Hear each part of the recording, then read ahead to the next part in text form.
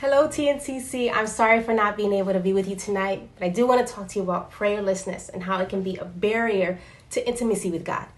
You know that prayer is our native language of our faith. Prayer is the way we communicate with our God. Now, just think about trying to cultivate intimacy or oneness in a relationship with someone. It's natural to think that you have to talk to that person, listen to that person, share some personal details about yourselves, and share love between the two of you. Well, imagine if all of a sudden that communication fades until it just stops. I don't think you would believe, or you continue to believe, that there is still intimacy between you and that person. The mode of connecting has completely ended. Both of you exist, but there isn't any sort of exchange. And I think that's what happens when you allow prayerlessness to take hold of you. Now, the Bible has countless scriptures commanding us to pray. So we know that we are called to a life of prayer. Jesus told his disciples to pray, not give up. In the book of Thessalonians, Paul says to pray continually.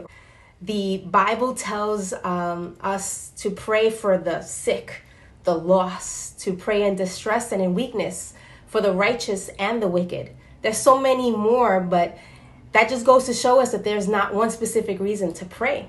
Prayerlessness can happen at any point of our walk with God. You can be a brand new believer and just never got to really develop the habit of prayer.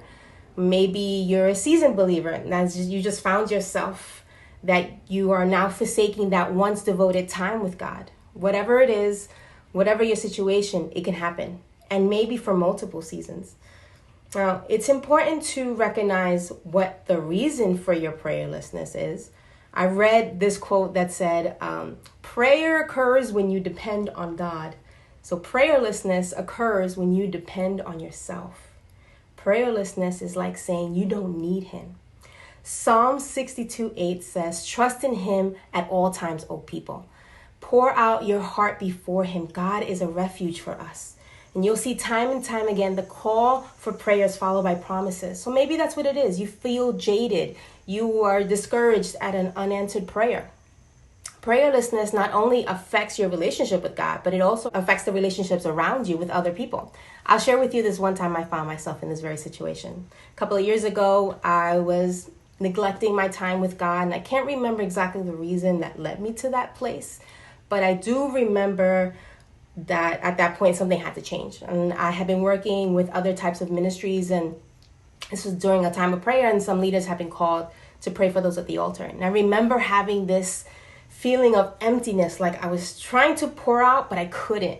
It felt like starting a car without gas, like riding a bike with deflated tires, like trying to ride an elevator with no power. You ain't going nowhere. And then I decided to talk to a trusted pastor friend, and I was telling her about that time. And just like a good friend, she said, girl, you got a problem. You are disconnected. And the first thing she asked me was about my prayer life. And right then and there, I had to confess that I was living a life that was lacking in prayer.